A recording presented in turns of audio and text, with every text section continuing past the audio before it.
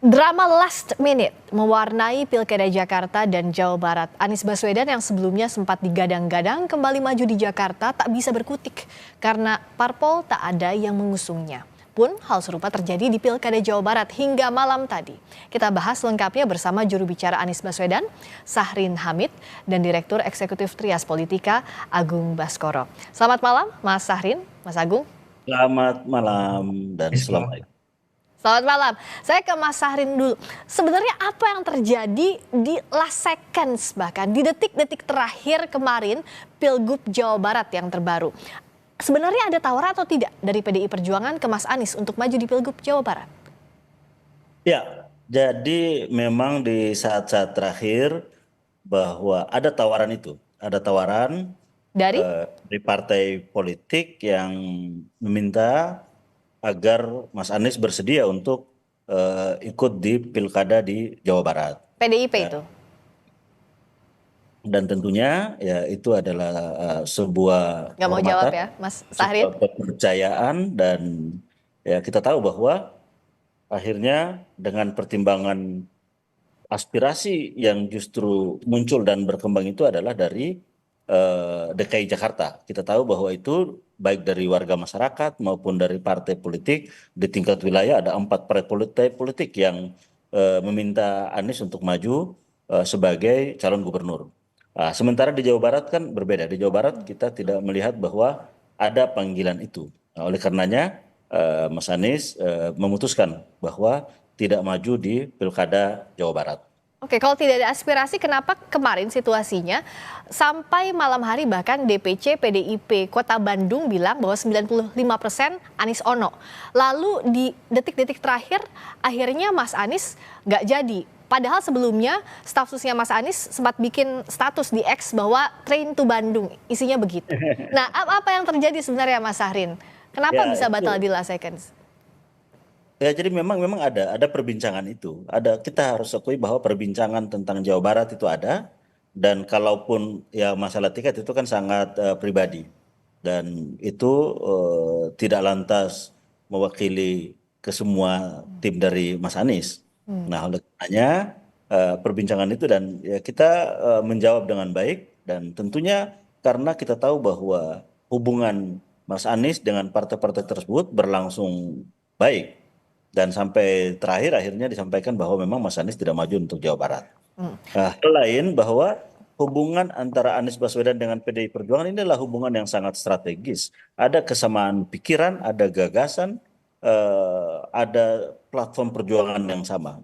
Kita lihat bahwa, nah ini adalah sebuah kerjasama yang sifatnya tidak hanya soal pilkada, tapi melampaui dari itu adalah untuk bagaimana mewujudkan cita-cita nasional kita. Ya, partai Anies politik. sendiri Ya. memiliki konsentrasi tentang pewujudan keadilan, kesetaraan, membangun Indonesia yang lebih baik, mencerdaskan kehidupan bangsa. Ini adalah agenda-agenda besar yang tentunya harus dibangun dengan membangun kerjasama politik dengan kekuatan partai yang lain. Apalagi kita tahu bahwa PDI Perjuangan adalah partai terbesar di Indonesia. Nah, ini adalah menjadi hubungan strategis politis antara Anies dan juga PDI Perjuangan. Nah, kalau Mas Hasto bilang bahwa tidak ada pembicaraan untuk Jawa Barat, adanya DKI Jakarta. Tapi Kang Ono tadi bilang bahwa sebenarnya ada nama Anies. Nah, jadi sebenarnya apakah ada miskomunikasi antara misalnya DPD PDIP dan DPP PDIP komunikasi dengan tim Mas Anies soal Jawa Barat ini? Tidak ada yang salah dalam komunikasi. Hanya pertimbangan kita bahwa memang Mas Anies itu lebih banyak panggilan dan aspirasi dari warga masyarakat itu di Jakarta, bukan di Jawa Barat. Nah, melihat itu maka ya diputuskan bahwa memang bukan Jawa Barat yang menjadi tempat Mas Anies. Nah, oleh karena itu diputuskan untuk tidak apa namanya tidak maju di Jawa Barat. Nah, walaupun memang kita tahu bahwa syarat untuk mendaftarkan Mas Anies ya itu sudah cukup lengkap, sudah komplit, artinya memenuhi syarat untuk daftar di KPU. Tapi kan tidak hanya sekedar maju, kita Oke. memiliki agenda besar yang terkait dengan bagaimana gagasan-gagasan Indonesia ke depan.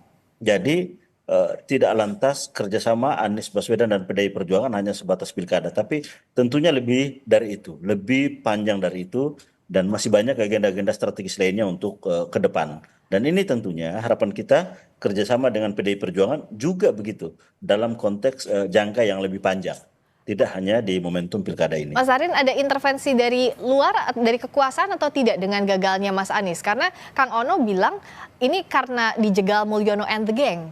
Ke siapa merujuknya? Ya, kalau dari sisi Mas Anies tentunya tidak ada ya, tidak ada tekanan ke Mas Anies, tidak ada upaya-upaya itu terhadap Mas Anies. Kalau terhadap partai politik kan kita nggak tahu, itu tentunya partai politik yang merasakan itu. Tapi dari sisi Mas Anies sejauh ini tidak ada hal-hal yang dikatakan sebagai tekanan secara personal terhadap pencalonan Mas Anies Baswedan. Nah, namun kalau untuk partai-partai tentunya partai-partai yang lebih tahu, yang tentunya merasakan terhadap yang mungkin mereka lebih tahu dibanding karena itu adalah instrumen internal atau dinamika internal atau hal-hal internal yang dirasakan oleh partai tersebut. Karena tadi Mas Anies di video kan bilang bahwa partai mana sekarang yang tidak tersandra kekuasaan. Nah, ini merujuk kepada gagalnya Mas Anies maju di Pilkada Jakarta dan Jawa Barat kah? Ya itu kan pertanyaan. Jadi bentuknya adalah pertanyaan. Nah, sehingga tentunya publik bisa menjawab.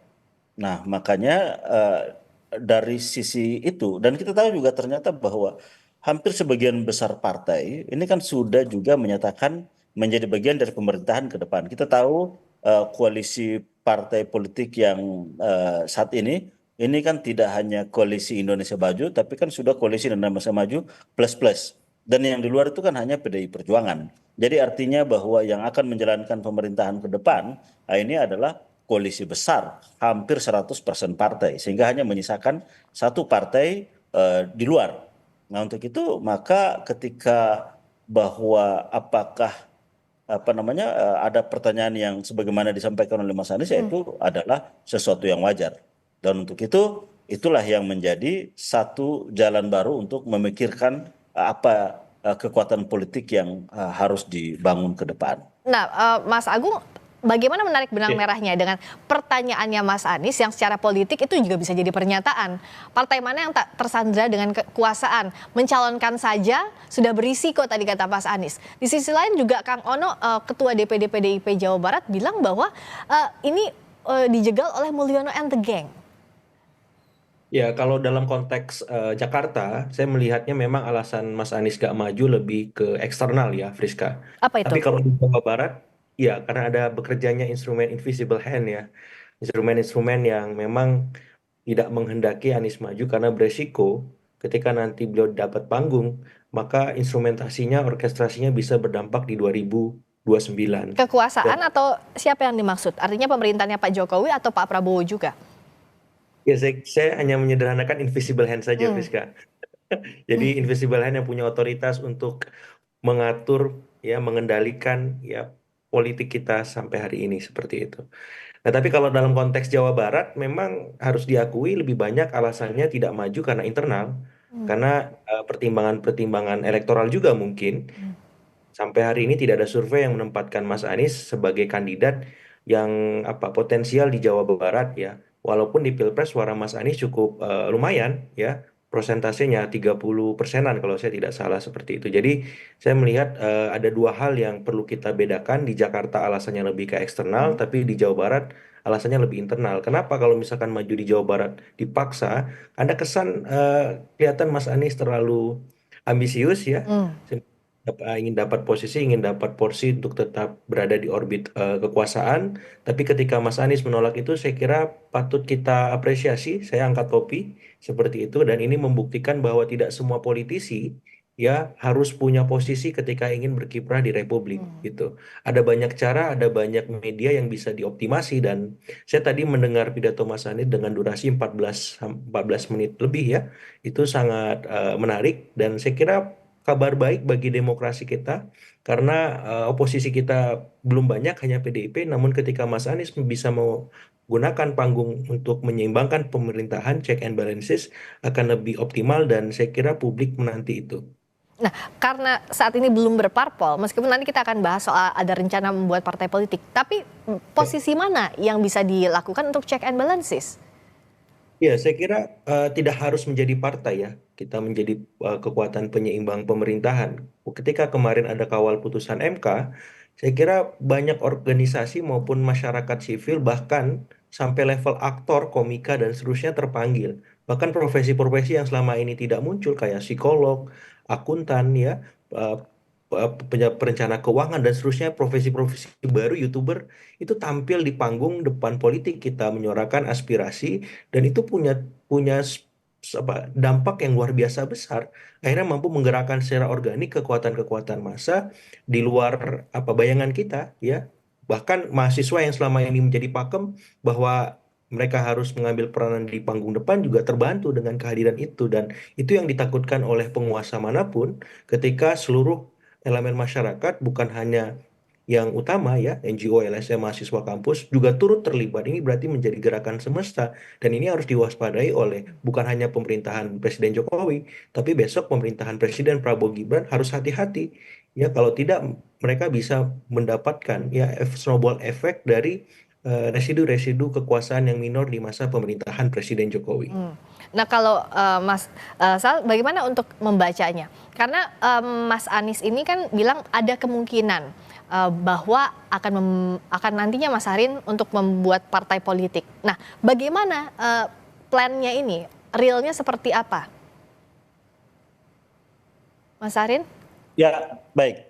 Tentunya ini sedang masih dalam pertimbangan. Itu adalah opsi yang sudah dibuka oleh Mas Anies bahwa kita tahu Indonesia pilar demokrasi adalah salah satunya adalah partai politik. Untuk itu pelembagaan demokrasi di dalam partai politik ini menjadi penting. Oleh karenanya bahwa eh, partai politik menjadi saluran aspirasi formal yang diakui secara konstitusional, ini yang harus dibangun. Bahwa edukasi politik di situ, rekrutmen kepemimpinan politik di situ, dan juga artikulasi politik juga di situ. Sehingga nantinya ya tentunya Mas Anies tidak lagi secara personal mengekspresikan hal tersebut, tapi juga secara institusional. Sehingga kekuatannya menjadi lebih organisatorik dan juga berjejaring hal yang lebih kuat.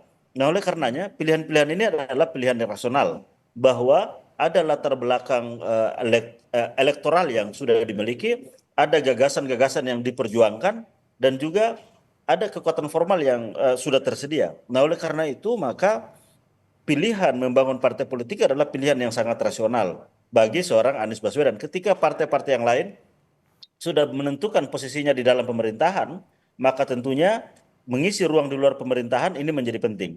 Oleh karenanya pilihan untuk mengisi itu tidak lagi menjadi tindakan personal, tapi sudah menjadi harapannya ke depan adalah tindakan institusional. Nah, oleh karenanya inilah yang sedang tahapan-tahapan ini sedang dipikirkan untuk dijadikan opsi secepatnya. Nah, Mas Agung, rasionalnya Ya. bagaimana untuk menimbang? Karena kan untuk organ relawan, ormas, dan parpol ini berbeda untuk membentuknya, apa yang dibutuhkan, termasuk juga implikasinya. Untuk politisi seperti Mas Anies, dengan modal elektoral seperti saat ini, modal ketokohan seperti saat ini, mana yang paling rasional? Ya, saya kira karena party ID di Indonesia itu sangat rendah dan bergantung dengan figur ID, maka momen Mas Anies seperti sekarang ini perlu dikanalisasi dalam instrumen yang lebih formal ya, dalam konteks kita berdemokrasi yaitu partai politik gitu. Nah, saya kira masih butuh proses, butuh waktu, tapi yang jelas memang harus dikanalisasi apapun lah bentuknya, walaupun ujungnya nanti partai ya. Karena ketika mau ikut pemilu ataupun kompetisi elektoral harus ada partai. Pun kalau tidak akan sangat menantang ya calon Ya. independen dan seterusnya dalam konteks pilkada atau pilpres seperti itu. Jadi saya rasa dengan momen seperti sekarang sangat positif bisa terbentuk institusi apapun ya, partai ataupun ormas karena mumpung masih ada momennya gitu. Karena politik itu adalah soal momentum. Hmm. Kalau momentum lewat, ya orkestrasinya akan semakin kurang maksimal. Nah, sekarang ada momen di mana eh, masyarakat sipil kembali bangkit ya. Kemudian yang kedua ada momen pilkada, yang ketiga ada momen di mana Anies Baswedan sedang dizolimi seperti itu. Dan ada momen di mana publik butuh kekuatan oposisi alternatif di luar PDIP Perjuangan. Saya kira harus cepat supaya tidak ada yang terlewat, Friska. Bisa cepatnya kapan, Mas Harin? Ya, kita sesegera mungkin, secepat-cepatnya, dilaksanakan dengan waktu yang sesingkat-singkatnya. Nah, modalnya gimana, modal untuk membangun kalau untuk secara formalnya kan partai politik mencalonkan terganjalnya Mas Anies dengan parpol di tahun ini. Nah, bagaimana secara konkret yang membangun langkah menuju itu? Ya, satu hal kita tahu bahwa demokrasi ada dua tipologi. Yang pertama adalah demokrasi partisipatorik, di mana rakyat berpartisipasi secara aktif, dan yang kedua adalah ada mobilisasi politik misalnya. Nah, kita berharap bahwa sebagaimana kita tahu, kekuatan Mas Anies dalam setiap momentum elektoral itu adalah pada kekuatan relawannya. Kekuatan relawan yang ada ini itu sangat partisipatif dan mereka melakukan ekspresi politik secara mandiri. Mandiri dalam artian bahwa pikiran-pikirannya, sarana prasarananya, dan juga terhadap seluruh dukungan kegiatannya. Nah, ini tentunya adalah satu model partisipasi demokrasi yang kita melihat ini adalah peluang. Nah, peluang itu artinya harus dibangun sehingga ada kanalnya. Kanalisasi inilah yang kita harapkan ketika nanti terbuka, muncul secara masif partisipasi itu dari Sabang sampai Merauke, sehingga nantinya kanalisasi inilah yang akan kita formalisasi menjadi sebuah kekuatan yang terstruktur. Karena kita tahu bahwa selama ini Anies adalah seorang sosok yang belum memiliki sebuah institusi politik yang kuat. Nah, harapannya bahwa dengan Anies membentuk sebuah partai politik baru, ini menjadi Anies terinstitusionalisasi gagasannya, langkah-langkah perjuangannya, dan itu akan ditopang oleh struktur politik yang kuat. Dan harapan kita adalah ini akan menjadi kekuatan partai politik alternatif yang bisa menjadi penyeimbang signifikan dari kekuatan koalisi partai yang ada di dalam pemerintahan. Sehingga nantinya harapan kita bahwa ya ada sebuah kekuatan selain PDI Perjuangan, yaitu ya kekuatan politik baru yang akan dibawa oleh Mas Anies sebagai kekuatan check and balances terhadap jalannya pemerintahan ke depan. Karena bagaimanapun pemerintah harus dikontrol. Kebijakan-kebijakan pemerintah harus diberikan Oke. kebijakan-kebijakan alternatif. Nah, inilah yang sedang dirumuskan untuk dibangun ke depan. Mas Agung, yang realistis selain logistik, apalagi yang dibutuhkan modalnya kalau begitu? Ya, supaya besar partai itu harus punya ideologi, Friska. Ya, kita tahu banyak partai yang sekarang ada di tiga besar, katakanlah PDIP, ya, kemudian Gerindra, kemudian ada seperti itu. Nah, mereka selain punya logistik, ada ideologinya. Selain punya ideologi, ada figurnya. Nah, Mas Anies itu saya kira bisa memenuhi dua hal sementara ini, ideologi dan kefiguran ya. Nah, untuk logistiknya kan mengikuti, karena saya lihat trennya Mas Anies ingin membangun demokrasi partisipatorik seperti negara-negara yang demokrasinya maju ya di Amerika. Jadi yang menyumbang itu bukan kandidatnya atau orang-orang tertentu saja, tapi ini seluruh masyarakat ataupun pemilih ya. Jadi ini bisa menjadi terobosan baru dan mendisrupsi partai-partai politik di Indonesia di masa mendatang kalau memang bisa berjalan. Dan ini bisa menjadi kabar buruk bagi yang selama ini menjalankan atau berpartai dengan cara-cara yang sifatnya top down. Ya, kalau misalkan Mas Anies mampu membangkitkan bottom up sistem itu, saya kira ini kabar baik bagi semua pihak dan ya harus kita apresiasi ya terobosan semacam ini dalam demokrasi kita untuk memecah kebuntuan politik ataupun hegemoni politik yang sangat berbahaya bagi demokrasi seperti itu. Mampukah Mas Anies memanfaatkan momentum ini? Mas Sahrin dan kawan-kawan yang akan menjawab. Terima kasih Mas Sahrin Hamid, juru bicara Anies Baswedan. Terima kasih juga Mas Agung Baskoro, Direktur Eksekutif Trias Politika. Selamat malam.